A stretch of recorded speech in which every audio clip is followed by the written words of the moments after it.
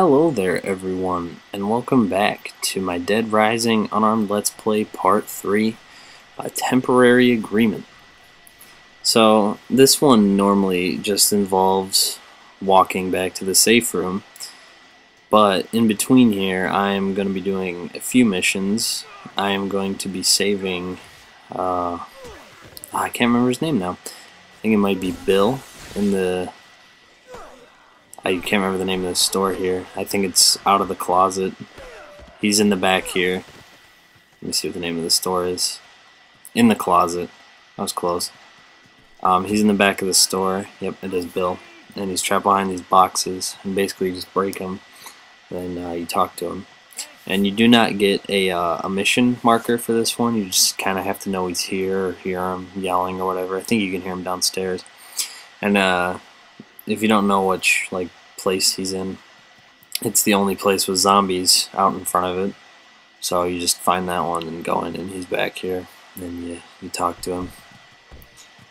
And for some reason, it wasn't letting me talk to him in the game, so I'm kind of shuffling around. Had for just a second there. There we go. And this game's kind of annoying when you're talking to survivors, because you have to go through sometimes a bunch of just speech stuff, and it's kind of annoying just sitting there reading it or not reading it, just waiting if you already know what they say and you don't really care, like me. So basically he runs out, sees there's zombies because he's been trapped in there for a few days, and then you have to take him back to the safe room. Nothing too special, more talking.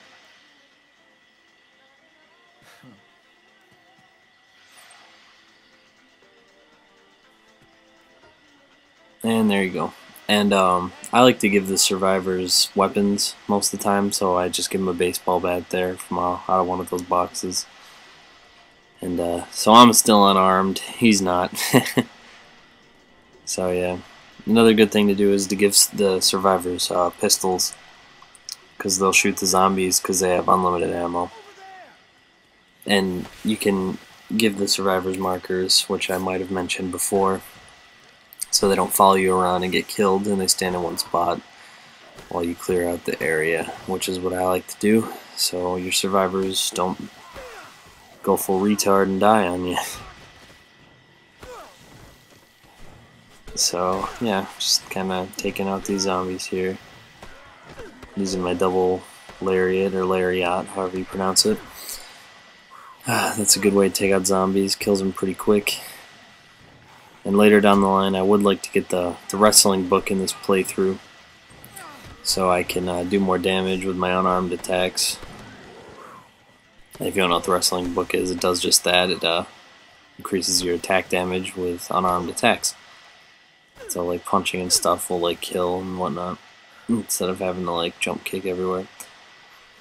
And the alfresco plaza is the worst place to go through, if I haven't mentioned that before, because it's just packed with zombies in such a small area, and it's just hard to maneuver through with survivors. So I'm just kind of clearing a quick route here, so I can transport him through without him getting killed. So just kind of what I like to do is I stick towards the walls and just tell him to stick by. Well, stick by the marker, not stick by me, because yeah, then that's how he gets killed easily. So I just keep clearing these out, and that just goes on for a few minutes. Nothing too much to say besides kill zombies, you know. And I haven't been releasing and I guess producing these videos as fast as I'd like, but that's just the way I am. I get kind of lazy when I start working on a project or whatever like this, where it takes a lot of time to record and edit and whatnot. I don't do too much editing to these videos. The only stuff I really do is take out the loading screen, so it speeds it up a little bit. And in this video I do cut out a part, not because I died, but because it just saved 3 or 4 minutes of me just trying to do something, but I'll point that out when we get to it. So just going through this annoying area. And normally what I would do is, if I was going to save more survivors, is I would wait until I get the calls for the barricaded pair and the mother who lost her baby. I can't remember the name of that case, but they're both in the alfresco plaza, so you can get them on the way through and pick them up and get some more prestige points, PP, whatever you want to call it. But yeah, I do it a different way in this playthrough. I still do save them, but I go back, and you'll see that in probably the next video, because there's time in between the cases. It gives me time to save some survivors or whatever. So we're nearing the food court now. About to put him in there. And see, well, no, that's not what I was going to say, but yeah, you get a call for entering the food court for the first time. You don't get it the first time when you come in to fight Carlito, but you get it that time, as you saw there. And on previous playthroughs, I don't know why I'm bringing this up, just kind of something to talk about, the transmissionary achievement for answering every call from Otis. That achievement is kind of annoying, because there's like those ones where he just calls you for entering an area for the first time, and you have to make sure you save and your survivors and whatever, because you can only have 8 active survivors at once, which can be a little frustrating if you're trying to save them all. But on my playthrough, what I did was I got the achievement for saving 50 survivors and answering all the calls, which isn't too bad to juggle, to be honest. It's probably the easiest way to do it. And now we're just going through Leisure Park.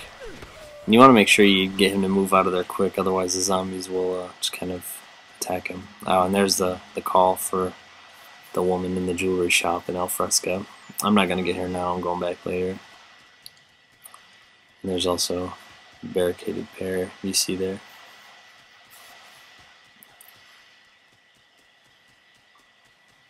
Once again, I apologize for like the video chopping up like that. I don't know why it does that.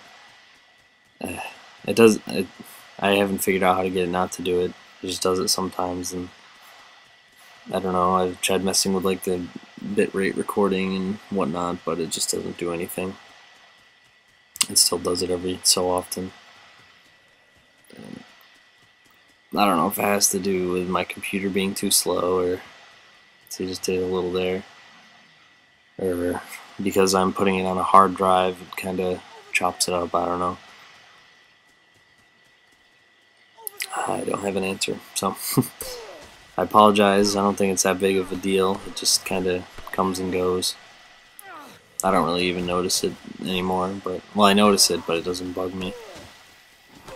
So we are nearing the, what's this plaza called? The Paradise Plaza.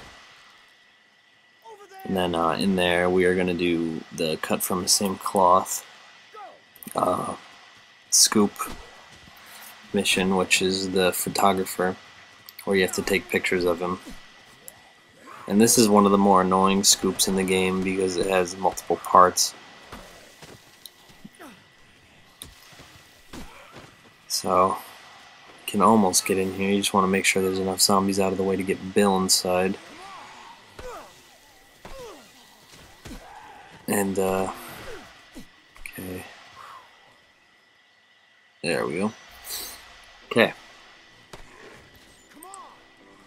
But as I was saying, there's multiple parts that you have to do on different days, and you gotta make sure you're there at like specific times, otherwise you won't be able to do it. It's like one of the more picky scoops of the game. Oh, that's choppy there. It's bad. Ugh, I wish I could fix it, but this is already recorded, so not much I can do.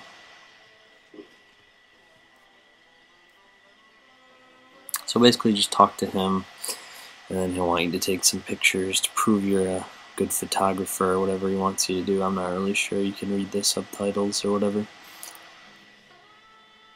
I remember sorry, first playing this game on a CRT TV and not being able to read the subtitles whatsoever and just not knowing what's going on. Then again, I wasn't very good at this game back then, and I would just kind of like die in the beginning, so there's that too. Another example here of too many subtitles and not really caring what they have to say. And I think it starts here. Yep. No, loading. It has a quick loading screen, whatever. But it gives you a quick little tutorial. And you want to make sure you tell Bill, or however many survivors you have with you, to wait up there so they don't get attacked by zombies. And basically you have to take 2 pictures of Kent. One where he's taking a picture, which I believe had to be 500 prestige points, which can be kind of a pain because you have to time it and like frame it just right. There we go. There's 697, which is enough. And then for the next picture, you have to get him doing his signature cool pose. It sounds so lame. But basically he just does a pose after he takes a picture, and you have to time it and take a picture of him to get 700 PP. So basically you just follow him down here and then just take a picture of him at the right time and make sure you don't get circled in by zombies or whatever.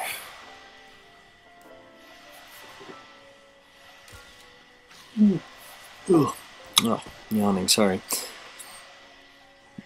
So right here you see he takes a picture and then he does that pose there. And then you have to get him just right. See, I got 611 PP right there. And I skip ahead until I actually get it, so you don't have to watch me do that for 4 minutes. But you see, I get it right there and just get exactly 700 PP, which is enough. And that took me like 3 or 4 minutes to do. It's really frustrating, but if you just keep with it, you'll get it eventually. And then after that, you can, well, I get the call for the other scoop in the Alfresco Plaza. The Mother's Lament and the Barricaded Pair are both there. I get them after I finish a temporary agreement. But yeah, you can do those before heading to a cut from the same cloth, if you'd like. But now basically we're just heading back to the security room with Bill. And it shouldn't be too hard. There's not really many zombies at this point in the game. So yep, just heading back. And this video is a little longer than the last one, but that's alright. Because of the way I want to piece it together, I want it to make sense and not just be like random split up parts, actually have some meaning to each video. Like, yeah. And right to the left there is a camera shop. Oh, I go in there, cool. And you can get batteries for your camera, so you can take more photos for later. And once you come in here, you'll get a cutscene for the queens. And so that makes it even easier for now. I cut out the cutscene because it's not really needed. But yeah, it teaches you about queens. And that person standing there has a queen on them. And the way you can tell is the zombies that have queens, they'll stand still and put their hands above their heads and just not attack you. And that's how you can tell to find a queen, which can be helpful later in the game. But yeah, we are nearing the end of this video, taking Bill in to get our PP and finishing the mission. So we head in here and that's it. Thanks for watching. Comment, rate, and subscribe, and I'll see you next video.